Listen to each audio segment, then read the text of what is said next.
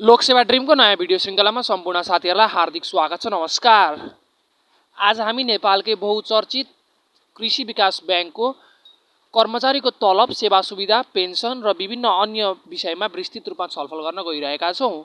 कृषि विकास ब्याङ्क हरेक कृषकको मनमा बस्न सफल एक लामो इतिहास बोकेको नेपालको बहुप्रतिष्ठित ब्याङ्क हो। नेपाल ब्याङ्कबाट क वर्गको इज्जत प्राप्त यो ब्याङ्क विक्रम सम्वत 1968 जनवरीमा स्थापना भएको हो भने यसको केन्द्रीय कार्यालय काठमाडौँमा स्थित छ।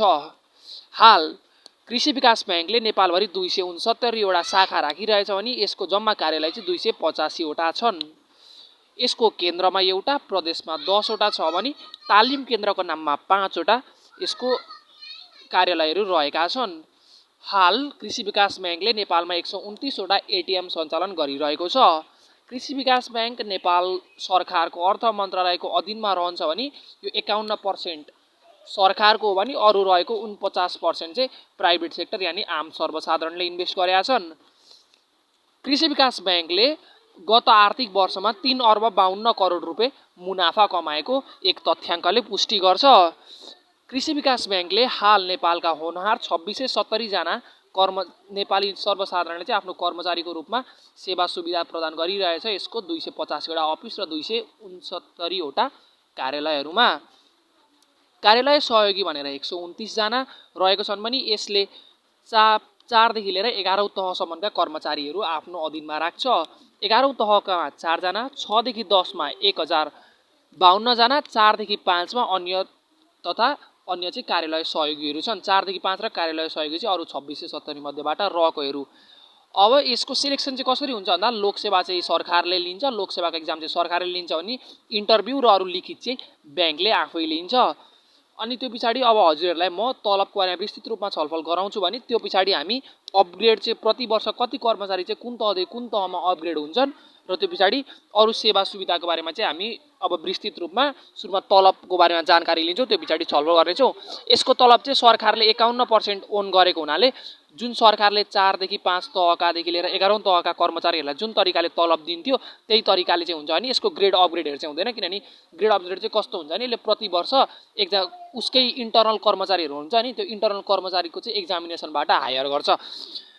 चौथो तह भनेको कार्यालय सहयोगी जस्तो तह मानिन्छ। चौथो तहले चाहिँ 32,910 रुपियाँ प्राप्त गर्छन्।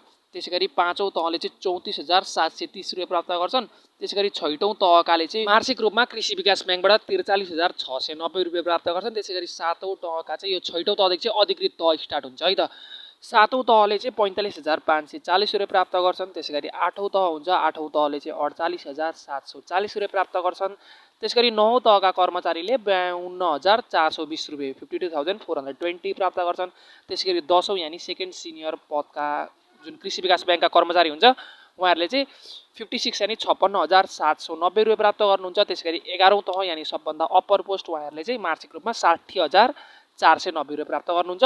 अब अघि मैले तपाईँहरूलाई अपग्रेड कसरी हुन्छ भनेको थिएँ नि, यहाँ चाहिँ ग्रेड इम्प्रुभमेन्ट किन हुँदैन भने इन्टरनल एक्जामिनेसन हुन्छ। इन्टरनल एक्जामिनेसनबाट चाहिँ वर्षै नि लेभल 4 र 5 कोले 6 मा अपग्रेड हुन पाइन्छ, 6 कोले 7 मा, 7 कोले 8 मा, 8 कोले 9 मा, 9 कोले 10 मा, 11 को हेर चाहिँ अब जति रिटायरमेन्टहरू हुन्छ अरू विभिन्न केसहरू हुन्छ नि त।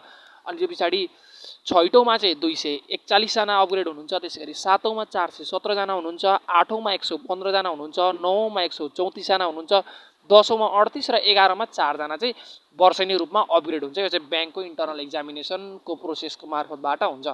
अब चर्चा गरौँ स्यालेरी भन्दा बाहेकका अन्य सेवा सुविधाको बारेमा। अन्य सेवा सुविधा चाहिँ भनेको तपाईँको दसैँ बोनस हुन्छ। दसैँ बोनस यसलाई चाहिँ फेस्टिभल बोनस पनि भनेर चिनिन्छ। यो चाहिँ प्रायः सबै सरकारी कार्यालयहरूमा दिने गरिन्छ दसैँ बोनस। अनि त्यो पछाडि अर्को तपाईँको ड्रेस अलाउन्स, तपाईँको पोसाक भत्ता पनि तपाईँलाई दिने गरिन्छ। अनि ब्याङ्क डे अलाउन्स, अनि तपाईँको मेडिकल खर्चहरू जुन तपाईँ बिरामी हुँदाखेरि हुने खर्चहरू, अनि इन्सुरेन्स अरू विभिन्न जस्तै हेल्थ इन्सुरेन्स अरू ड्राइभिङ इन्सुरेन्सहरू प्रायः इन्सुरेन्सहरू हुन्छ नि हो त्यो सबै इन्सुरेन्स चाहिँ ब्याङ्कले गरिदिन्छ।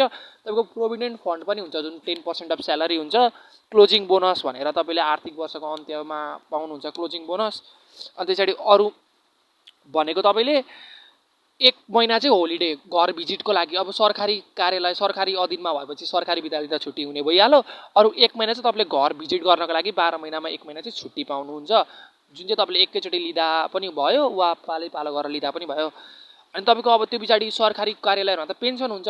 अब यसमा चाहिँ तपाईँले 20 वर्ष काम गरे पछाडि तपाईँलाई पेन्सन दिने गरिन्छ। 20 वर्ष पछाडि पेन्सन दिन्छ।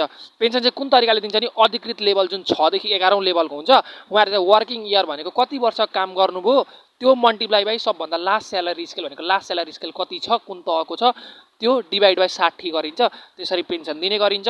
त्यसरी सहायक चौथो र पाँचौं तहको हुन्छ नि, उहाँहरूलाई चाहिँ working year into last year scale भनेको लास्ट स्यालेरी जतिखेर थाप्नुहुन्छ त्यो डिभाइड बाई 55 गरिन्छ। त्यस गरी कार्यालय सहयोगीहरू हुन्छ नि, अब उहाँहरूलाई चाहिँ डिभाइड बाई 50 गरिन्छ। यानि working year into last scale salary divide by 50 गरिन्छ। यो तरिकाले चाहिँ कृषि विकास ब्याङ्कले आफ्नो कर्मचारीहरूलाई पेन्सन दिने गर्छ। हस् त आजको लागि यति नै। हजुरहरूलाई भिडियो कस्तो लाग्यो प्रतिक्रिया दिन नभुल्नु होला। आगामी दिनमा के कस्तो कन्टेन्ट सहित हामी उपस्थित हुनु, यो विषयमा पनि हामीलाई तपाईँले सल्लाह सुझाव दिनुहुन्छ भन्नेमा हामी पूर्ण रूपमा विश्वस्त रहेका छौँ। हजुरहरूलाई यो भिडियो कस्तो लाग्यो कमेन्ट सेक्सनमा भनिदिनु होला। लाइक गर्न नबिर्सिनु होला, किनभने हामीले तपाईँलाई जानकारीको लागि धेरै मेहनत गरेको हुन्छौँ। एक लाइकले हाम्रो मेहनतलाई सम्मान दिनु होला। अनि त्यो पछाडि हजुरहरूलाई भिडियो मन परेमा सब्सक्राइब गरिदिनु होला, भिडियो साथीहरूलाई सेयर गरिदिनु होला। साथीहरू जसले कृषि विकास ब्याङ्कको लोकसेवाको एक्जामको तयारी कक्षामा हुनुहुन्छ उहाँहरूलाई सेयर गरिदिनु होला, उहाँले पनि पर्याप्त जानकारी यो विषयमा पाउनुहुन्छ।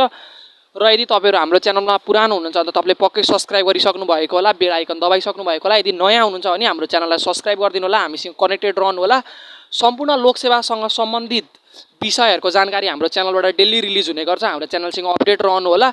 र यदि तपाईँ कुनै पनि लोकसेवा एक्जामको तयारी परीक्षाहरू दिँदै हुनुहुन्छ, परीक्षा दिँदै हुनुहुन्छ भने तपाईँहरूलाई लोकसेवा ड्रिम परिवारको तर्फबाट सफलताको अग्रिम शुभकामना छ। तपाईँको सोचेको कार्यमा सफल रहनुहोस्। असफलता नै सफलताको यात्रा भएकाले एकचोटि असफल हुँदैमा तपाईँ पछि नहट्नुहोस्। तपाईँभित्र क्षमता छ, त्यो क्षमता प्रस्फुटन गर्नुहोस्। तपाईँहरूसँग सधैँ हामी लोकसेवा ड्रिम परिवार लोकसेवाको तयारी कक्षाका लागि तपाईँहरूसँगै रहनेछौँ। हस् त आजको लागि हामीलाई यतिबाटै बिदा दिनुहोस्। धन्यवाद। जय देश, जय नेपाल।